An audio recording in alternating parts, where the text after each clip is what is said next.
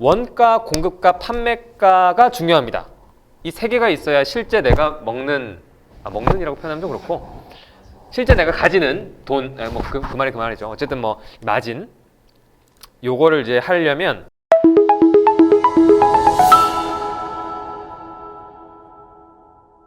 통계 쪽 보실 수 있게끔 제가 부가적으로 말씀을 드리면, 일단 주문을 수집을 했을 때 쇼핑몰에서 원가가 들어간 채로 수집을 하지는 않습니다. 그러니까 주문이 수집이 됐을 때 이 주문권의 상품이 상품 관리에 들어가 있을 거잖아요. 이 상품 정보 안에 들어가 있는 원가를 매칭을 시켜서 원가를 표시를 해줍니다. 그러니까 쇼핑몰에서 원가를 수집하진 않아요. 그러니까 이게 매칭이 되어 있기 때문에 만약에 주문이 땡겨온 주문권의 상품이 이 상품이랑 같은 상품이고 매칭이 되어 있다면 이 원가, 요게 들어갑니다. 원가란에. 그러니까 만약에 이렇게 원가를 내가 알 수도 없어 라고 하시면은, 지금 보시면 이걸 다시 매칭을 하게 되면 이 원가가 업데이트가 될 거예요. 그래서 원가가 이렇게 들어옵니다. 네, 이렇게 들어왔죠. 이 상태에서 이제 공급가만 넣으면 되는데, 원가는 일단 조금 차치하고 나중에 설명드릴게요. 일단 원가는 기본적으로 상품 관리에 들어가 있는 걸 쓰고, 그래서 원가는 이렇게 나타날 수 있다. 그리고 이게 제가 이 사전에 좀 설명을 좀 안 했었는데, 원가, 공급가, 판매가가 중요합니다.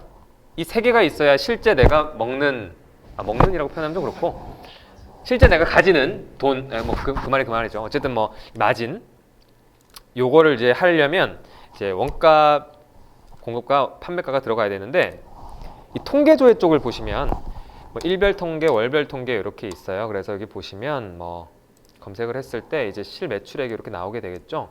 실매출액 일별로 나오는데, 여기 이제 마우스를 올려놓으시면은 공급가 빼기 원가는 실매출액이다라는 겁니다. 그러니까 공급가가 쇼핑몰에서 나한테 주는 금액, 정산 금액이라고 표현하면 100% 일치하는 말은 아니지만, 어쨌든 쇼핑몰에서 나한테 주는 금액, 그러니까 수수료를 제외한 금액이 공급가에서 나는 내가 실질적으로 돈을 주고 샀으니까 이 원가를 빼면 내가 실제 남는 마진 금액이 되겠죠. 그렇기 때문에 공급가와 원가가 이렇게 다 들어가 있어야 실매출액이 정확하게 나오고, 이 실매출액을 가지고 내가 오늘 얼마를 팔았다, 얼마가 남았다, 이렇게 이제 알 수가 있는 거겠죠. 실매출액을. 자, 그러면 이제 이 상태에서 이제 공급가가 들어가면 끝인데, 공급가는 이렇게 주는 사이트가 있고 주지 않는 사이트가 있습니다. 저희가 수집을 못하는 게 아니라 5대 오픈마켓, 11번가, 지마켓 옥션, 인터파크 스마트 스토어는 공급가를 줘요. 근데 롯데온은 이렇게 안 주고요. 카카오톡 스토어는 안 줍니다. 카카오톡은 안 주는데 공급가가 판매가랑 똑같이 들어가 있어요. 괜히 헷갈리게. 그래서 또 수정을 하는 상황이고, 그리고 이제 위메프, 쿠팡, 티몬 다 공급가를 주지 않습니다. 그래서 저는 이제 어떻게 하는 걸 좀 추천을 드리냐면, 만약 내가 특정 상품을 나는 관리를 하는 분들이라면 이제 공급가 원가 정리 매니저라고 하는 이제 추가 기능을 이제 쓰셔가지고 버튼 누르시면 있어요. 그래서 이제 판매자 아이디 규칙 추가 또는 특정 상품 코드 규칙 추가, 요 두 개를 쓰시면 되는데, 어쨌든 이거는 이제 원가 부분은 아니고 이제 공급가만 일단 먼저 설명을 드리는 거고요. 이제 특정 상품은 내가 특정 상품마다 공급가액이 다 다를 수 있잖아요.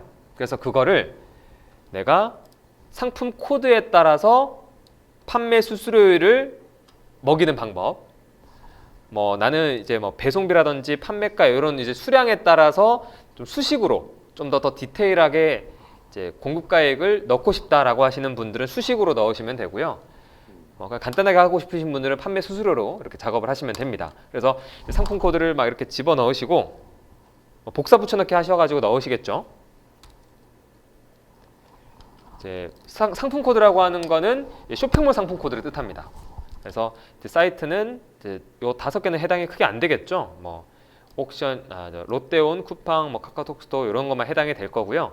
선택해서 사이트 상품 코드 집어 넣으신 다음에 저장 버튼 눌러주시면 이렇게 규칙이 추가가 계속해서 됩니다. 그래서 이제 수수료율이 10%인 상품 코드 쭉 해가지고 이제 집어넣고, 수수료가 한 12%인 상품들 쫙 해서 넣고 이렇게 하시면 되는데, 어떻게 판매 방식을 잡으실지는 모르겠지만 아무래도 상품 등록하는 개수가 많다 보면 이렇게 일일이 하나하나씩 또는 이제 붙여넣는 것 자체가 좀 귀찮을 수도 있어요. 그리고 계속해서 업데이트를 하고 이렇게 하는 경우에는.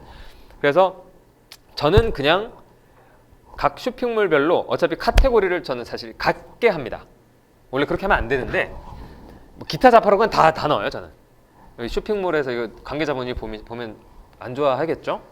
네, 어쨌든 뭐 저는 뭐 그렇게 테스트라고 생각을 해주시면 되고요. 어쨌든 그렇기 때문에 상품의 이제 카테고리별 수수료가 아니라 상품이 어떤 쇼핑몰에서 판매가 됐냐에 따라서 공급가율이 다 똑같습니다.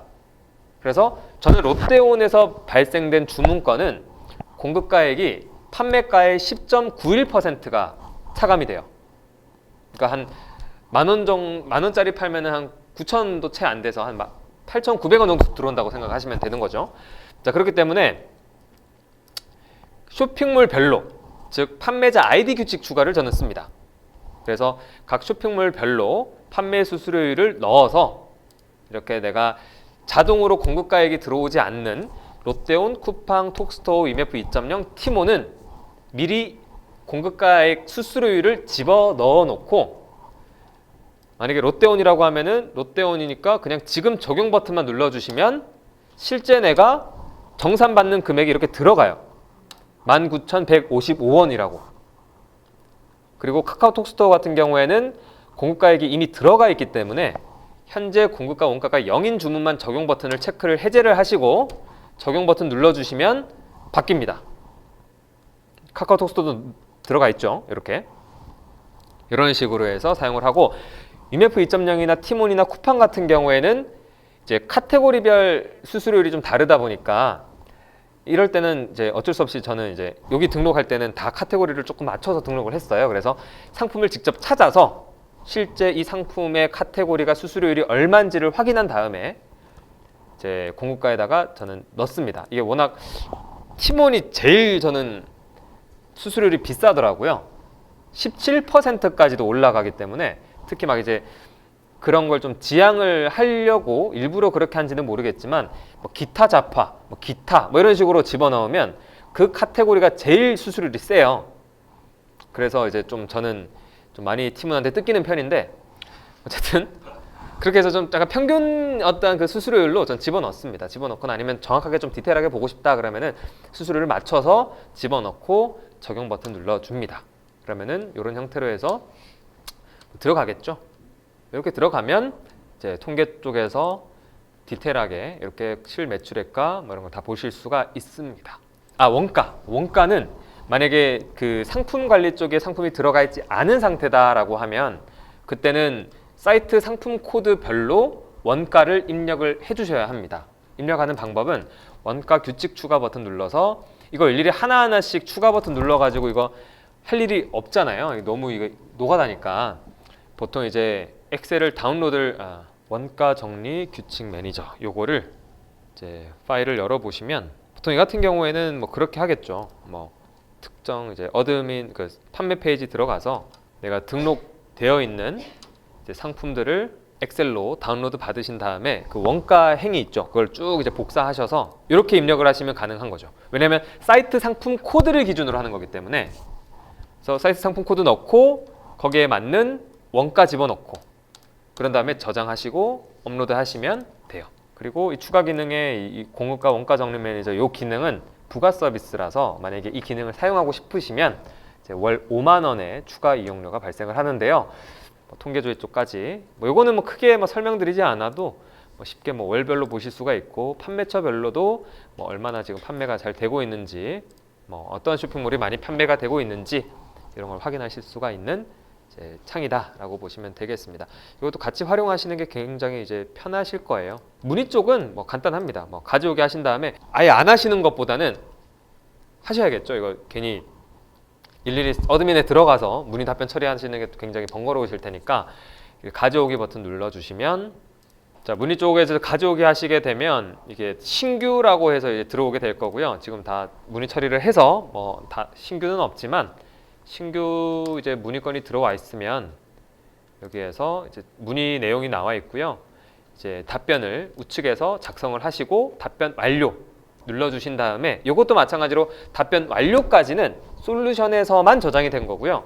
전송을 해주셔야지만 실제 쇼핑몰에 답변이 달리게 되는 이제 형태라고 보시면 됩니다. 그래서 이것도 보내기로 이제 전송을 하시거나 마우스 우클릭 눌러서 F 버튼 눌러서 전송하시거나 하시면 됩니다. 그 해당 주문건에 대한 네. 오고 갔던 내용 플러스 메시지 보냈던 내용 뭐 등등등 이런 건 어떻게 해야 볼 수 있을까요? 메시지를 보냈던 내용은 이제 뭐 SMS를 말씀하시는 건가요? 문의 쪽을 말씀하시는 건가요?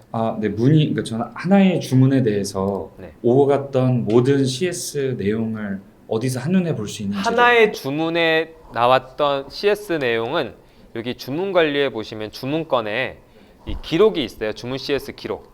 여기에다가 기록을 남겨주시거나 하시면 이제 이 주문의 모든 내용을 여기에서 확인하실 수가 있습니다. 주문 그 번호로 찾으셔도 되고요. 문의에 대해서는 뭐 여기서 따로 이제 뭐 찾으실 수 있는 방법은 여기서 검색하시는 게 가장 편하겠죠. 그럼 여기서 하나의 주문건에 대해서 이렇게 답변 완료해서 보내면은 네. 그 내용이 아까 주문 관리에서 아니요, 여기랑은 주문이랑은 별개예요. 그러니까 문의는 여기서 아예 검색을 따로 하셔야 돼요.